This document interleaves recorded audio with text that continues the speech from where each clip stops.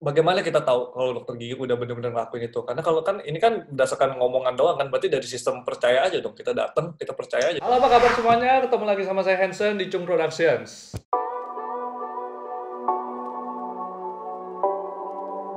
Hari ini saya masih di rumah aja, seperti biasa, sudah 2 mingguan lebih, hampir 3 minggu malah ya. Wabah COVID-19 ini sedang menimpa kita, negara kita Indonesia dan juga di seluruh dunia, makanya kita perlu tahu, kita perlu bahas masalah ini sampai tuntas. Karena menurut The New York Times itu menyatakan bahwa dokter gigi memiliki resiko tertinggi berhadapan dengan virus corona. Kenapa begitu? Karena ya itu kan penularannya melalui droplets ya, makanya kita mau langsung tanyakan langsung ke dokter yang ahlinya aja di bidangnya. Dan di sini sudah ada Dokter Priscilia. Apa kabar?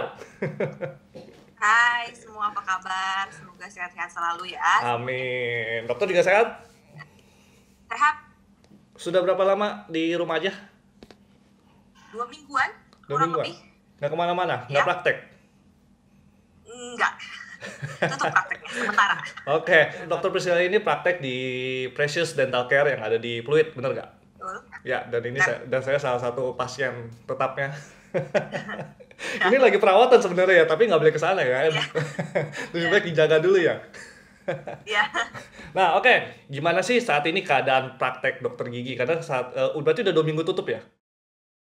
Kurang lebih 2 minggu tutup. Ada sesekali buka, Hmm. sekali doang dalam 2 minggu ini karena menangani pasien yang emergency. Oh, jadi yang boleh datang ke sana cuma kalau emergency doang? Iya, dan ada protapnya tentu saja. Jadi, Emergency seperti apa kalau boleh tahu dong? oke, jadi emergency itu melibatkan kalau ada sakit, ada infeksi atau pembengkakan, Hmm. ada perdarahan hebat, atau ada kena benturan di daerah gigi dan wajah Hmm. yang bisa mengancam nyawa dan atau yang terlalu hebat, yang sakit sampai tidak bisa ditahan oleh pasien gitu ya. Jadi itu yang termasuk emergency sebenarnya. Ada beberapa hal yang lain di luar itu yang termasuk lingkup emergency.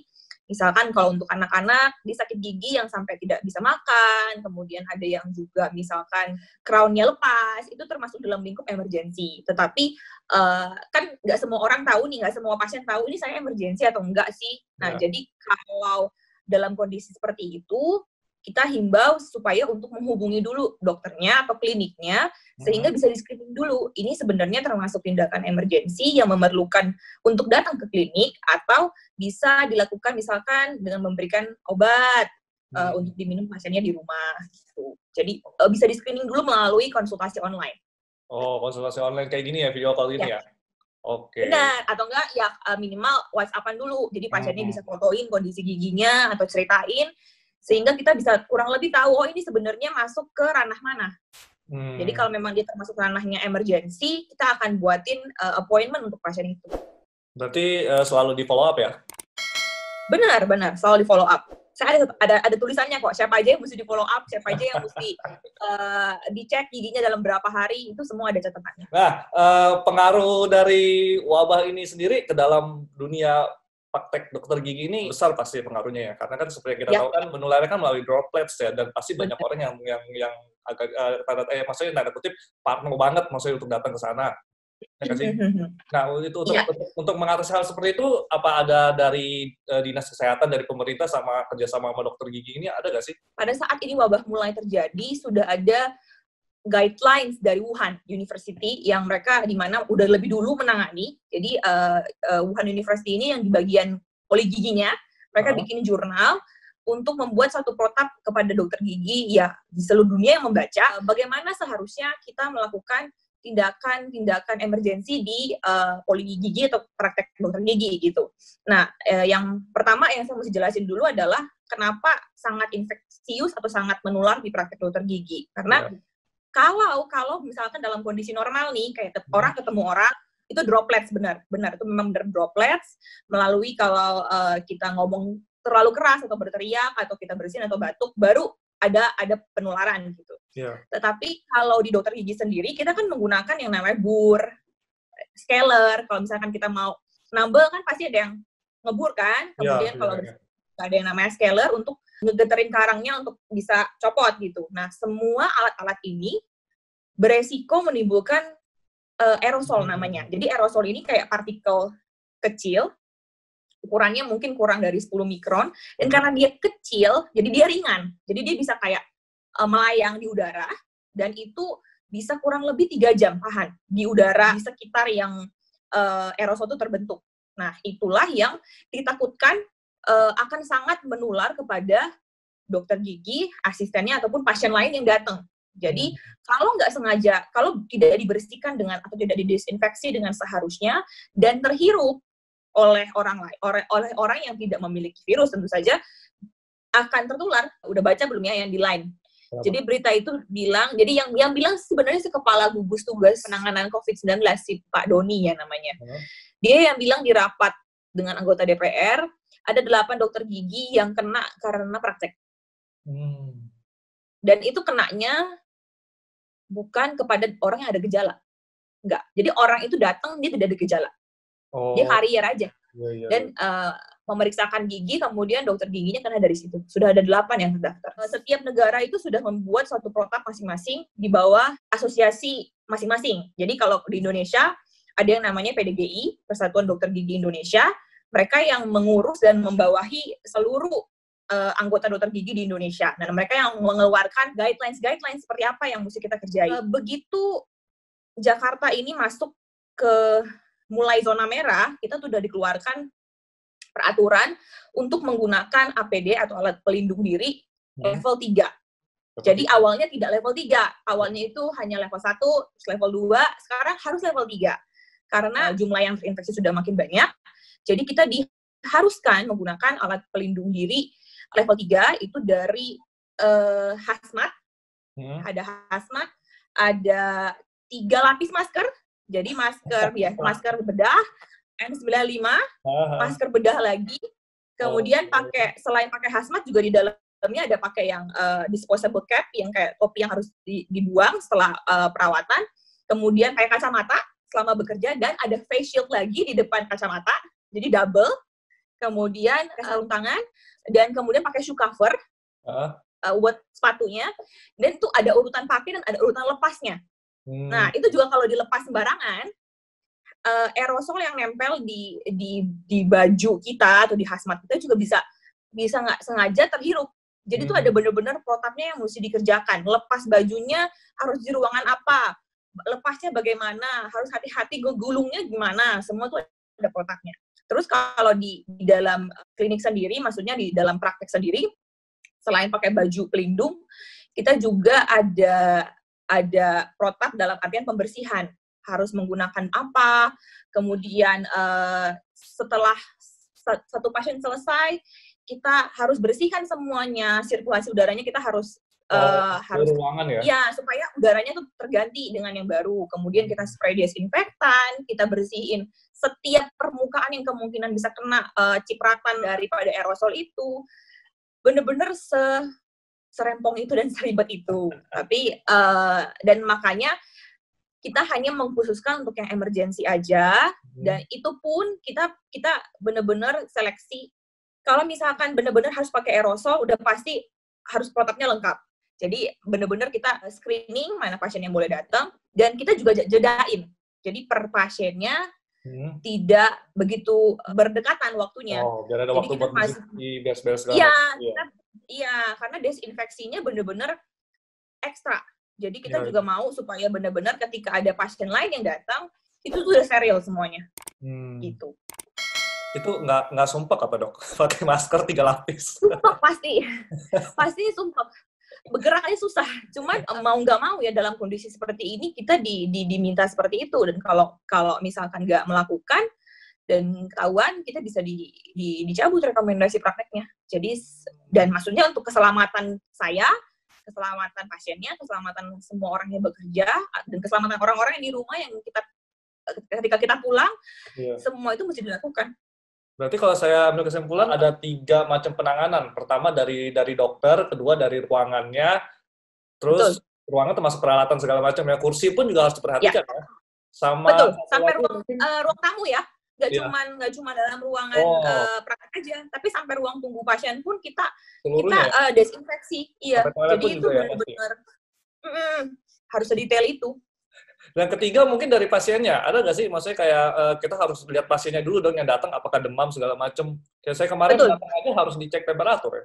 betul, betul. Jadi itu ada protapnya. Jadi begitu sebelum pasiennya datang, bahkan sekarang kita udah ada kuesioner dulu yang mesti diisi oleh pasiennya melalui online. Jadi dia isi apakah pernah ada kontak dengan orang yang sedang terkena COVID dan segala macam seperti itu. Kalau sudah jawabannya udah bersih, udah nggak ada, dan memang pasien ini dalam kondisi emergency, kita kemudian datang pasiennya.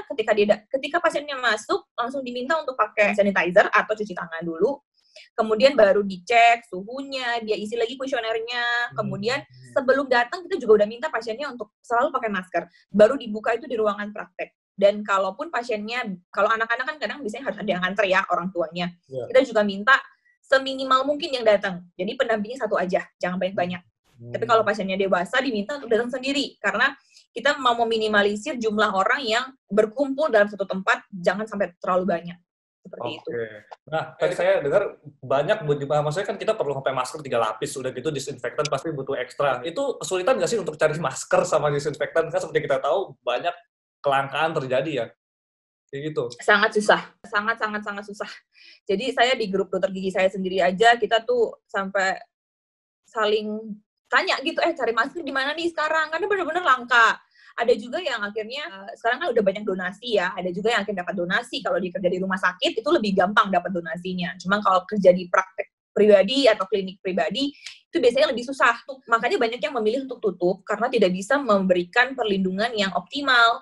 Jadi daripada kita membahayakan orang lain, dan membahayakan semua yang bekerja, kita tutup aja sementara, gitu. Benar-benar fully close. Jadi yang pasien-pasien yang emergency pun dirujuk ke tempat yang memang dapat melakukan perawatan dengan APD-nya lengkap.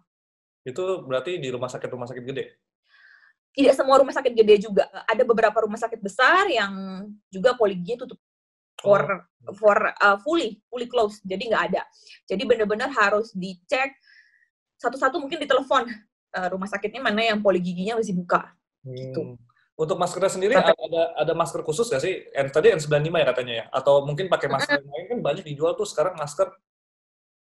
Kalau untuk seperti biasa, maksudnya dalam hari-hari kita bekerja, nggak ke dokter gigi, ya harusnya menggunakan yang kain, as long as kita social distance, maksudnya physical distancing-nya itu harusnya masih menolong. Maksudnya masih help lah.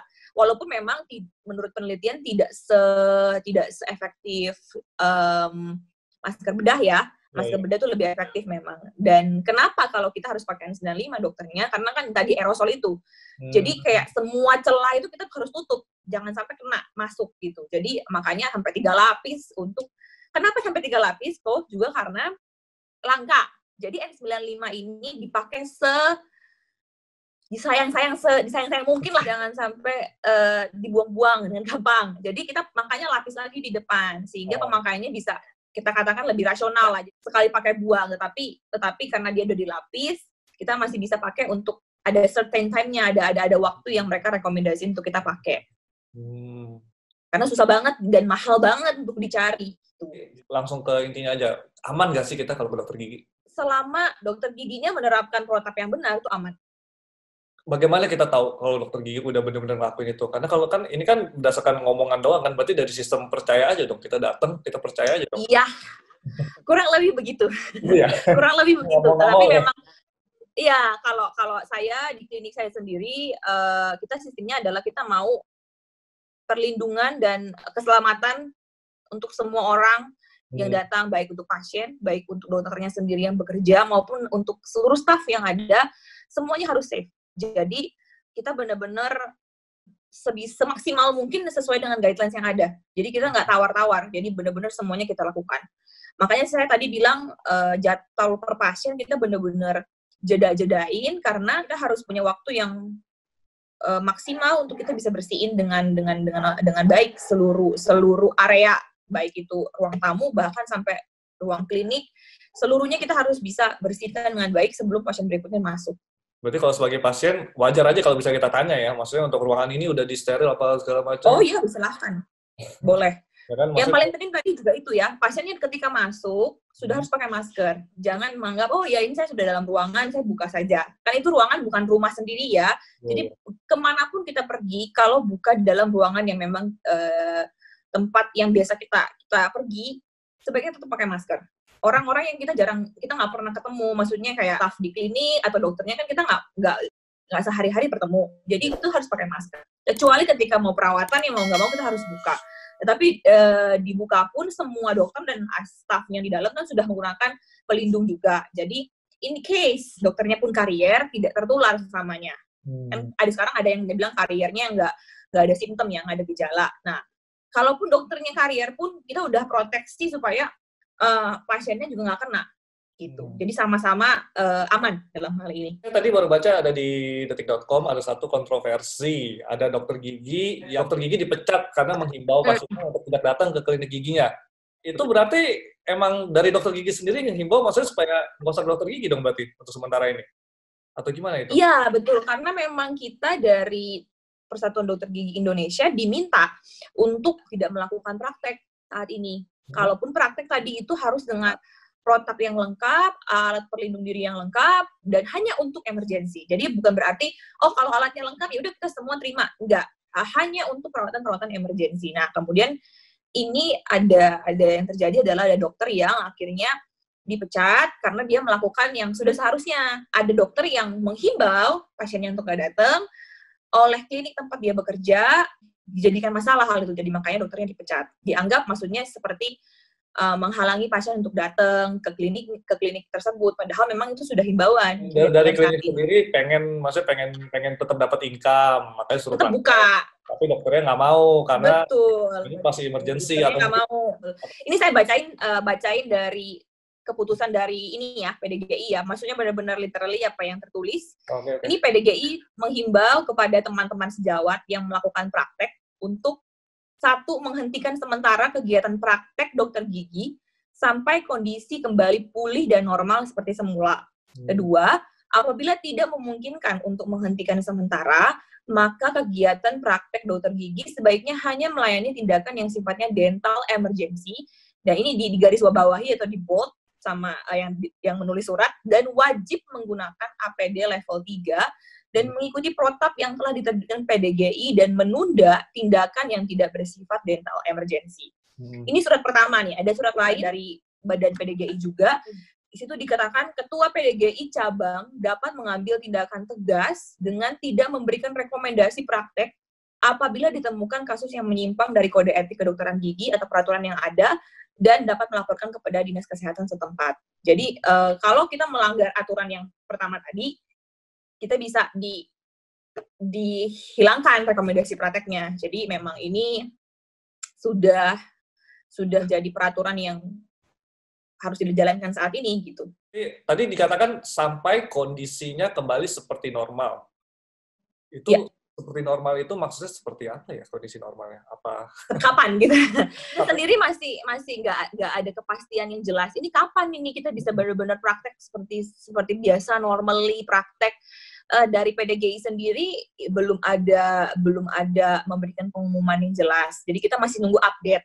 Tetapi saya mengambil contoh di China sendiri ya, bukan di Wuhan memang, tapi di beberapa kota lain. Jadi selama Wuhan lockdown dan banyak yang lockdown itu di China, mereka benar-benar tidak praktek. Semua yang emergency itu kayaknya dibawa ke rumah sakit yang ada poli giginya khusus. Jadi maksudnya ada satu tempat yang ditunjuk oleh pemerintah, ini yang akan jadi tempat yang untuk pasien gigi yang sakit. Sisanya semua tutup. Saya baca 90% lah tutup lah di sana. Benar-benar fully closed. Nah, beberapa minggu lalu itu mereka saja baru mulai praktek lagi dan hanya untuk emergency. Baru emergency. Jadi yang 90% fully closed ini sudah mulai buka, tetapi hanya untuk emergency juga. Sampai kapan? Saya belum dapat updatean lagi sih untuk minggu ini, apakah mereka sudah bisa normally bekerja dengan seperti dulu. Belum ada updatean. Tapi di Cina seperti itu. Kalau di Italia sampai sekarang, karena masih full lockdown, dokternya juga nggak bisa keluar. Sama. Berarti pokoknya ini tunggu udah kabar dari dokter gigi, dari pusat sana, kalau bisa suruh buka, baru buka. Iya. Karena tiap hari juga kita dapat update kok. 1-2 hari sekali. Oh, pakaiannya mesti begini. Oh, nanti kamu mesti kerja seperti ini. Guideline-nya seperti ini.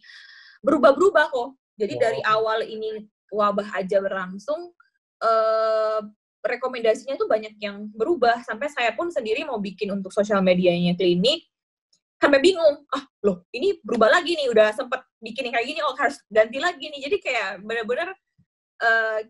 bener-bener ini seiring dengan apa namanya, banyak ilmuwan mulai mengerti ini virusnya seperti apa, ya guidelines-nya jadi dirubah. Jadi kita harus ngikutin. Saya juga SOP untuk desinfeksi di klinik sekian hari sekali harus saya ganti karena harus ngikutin dengan yang terbaru. Ada prediksi nggak sih kira-kira berapa lama lagi? Kalau prediksi yang saya tahu bisa kemungkinan Juni atau Juli. Wah, itu masih lama banget. Tapi iya, apakah itu berlaku untuk dokter gigi? Kan kita kan tenaga kesehatan kan. Yeah. Jadi apakah berlaku untuk industri kesehatan? Sepertinya sih enggak ya. Cuman kita juga nggak bisa memastikan, udah pasti boleh buka dengan normal pada saat misalkan let's say bulan Mei, kita nggak bisa memastikan karena kita cuma hanya menunggu update dari PDGI sendiri. Kalau dia memberikan kita lampu hijau, ya kita kerja. Tentunya dengan protap yang ada ya, dengan guidelines yang ada. Berarti kita semua harus benar-benar jaga gigi kita ya, soalnya kalau misalnya bermasalah repot. Ya, benar. Ya, itu pesan saya juga untuk semua yang di rumah. Kan ini kan pada nggak bisa ke dokter gigi, nggak bisa bersihin gigi, nggak bisa ngecek gigi. Harus jaga baik-baik nih. Jadi sikat gigi yang baik. Terus kali ini kan banyak yang work from home, banyak yang di rumah aja, stay at home. Biasanya tuh banyak yang makan tuh, nyemil, kacang atau apa. Nah, ini yang biasanya kejadian nih, Dok, gigi saya patah nih, saya habis makan keripik. Dok, ini gigi saya patah habis makan kacang. Atau tambelan saya lepas. Makanan-makanan yang terlalu keras, kalau mau dimakan, jangan terlalu banyak. Kemudian juga jangan terlalu sering, karena kalau sampai ada gigi yang bermasalah, sulit saat di masa seperti ini untuk mencari dokter gigi yang masih buka. Dan kalaupun buka, belum tentu bisa memberikan perawatan yang optimal. Nggak, kalau bermasalah diarahin ke dokter Priscil aja. Ya, oke. Nanti di screening dulu. Kalau memang emergency, kita akan terima dengan tangan terbuka tentu saja. Dokter Priscil, pertanyaan terakhir, ada nggak sih hal positif yang bisa kita ambil dari keadaan seperti ini?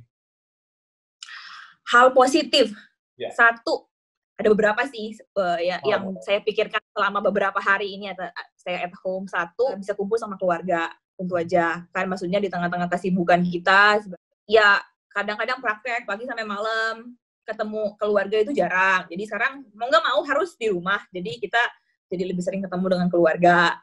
Kedua, sisi baiknya adalah banyak seminar internasional yang diadakan free nih. Iya. Jadi kita ketemu, nggak bisa pergi ke seminar. Banyak seminar yang di postpone, bahkan di cancel.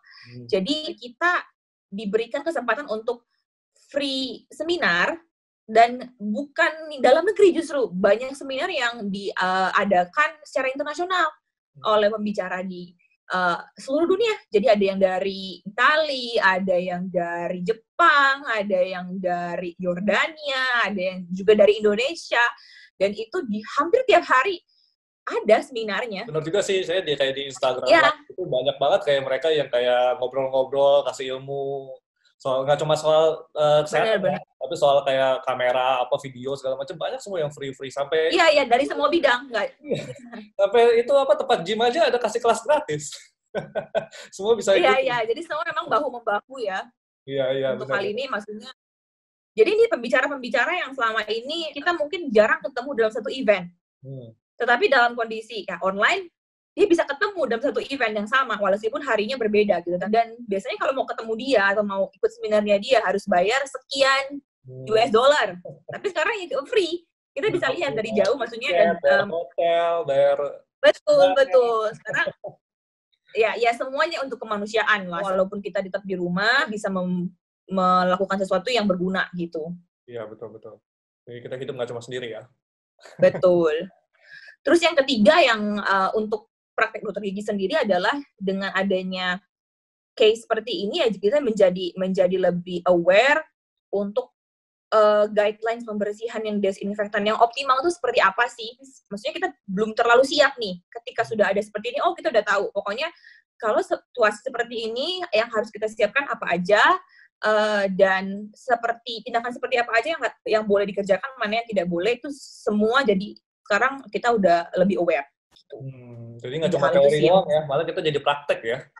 Betul, karena kan selama ini, kalau situasinya infectious disease, kayak gini, ya itu kan theoretically speaking kan, tetapi sekarang kita udah ngalamin, jadi kita udah lebih siap, jadi dalam kondisi-kondisi yang berikutnya pun kita udah tahu, harus seperti apa yang harus dikerjakan. Oke, terima kasih banyak Dr. Prisil. Sama-sama. Jadi kalau ambil kesimpulan, sebenarnya kita bisa aja kalau ada benar-benar emergency kita boleh datang ke dokter gigi, asalkan sesuai dengan tadi APD ya, APD dan prosedur. Ya. APD itu kesehatan daerah. Alat pelindung diri. Iya. Yang paling penting satu, kalau mau ke dokter gigi, tanya dulu ke dokternya, dok, ini kasus saya seperti ini, saya perlu datang atau tidak. Kalau misalkan perlu datang, nanti akan dibuatkan appointment. Kalau misalkan tidak perlu datang, apa yang perlu saya lakukan di rumah? Apakah ada membeli obat tertentu atau ada maksudnya tindakan-tindakan tertentu yang saya bisa kerjakan di rumah untuk fix saya punya masalah gigi atau kondisi dalam mulut tersebut. Yang paling penting itu tanya dulu ke dokternya. Oke. Konsultasi online dulu. Jadi bisa di screening. Kalau mau konsultasi ke Precious Dental bisa ya, nanti kita kasih kontak ya. Boleh, sip. saya kok yang jawab nanti. Saya yang jawab langsung. Terima kasih Dr. Prisil. Stay safe di sana. Sama keluarga, sehat, baik. Ya, semuanya juga mudah-mudahan sehat selalu sampai semuanya selesai. Kita bisa normal kembali. Betul sekali. Terima kasih banyak ya. Sampai jumpa. Ya. Bye-bye.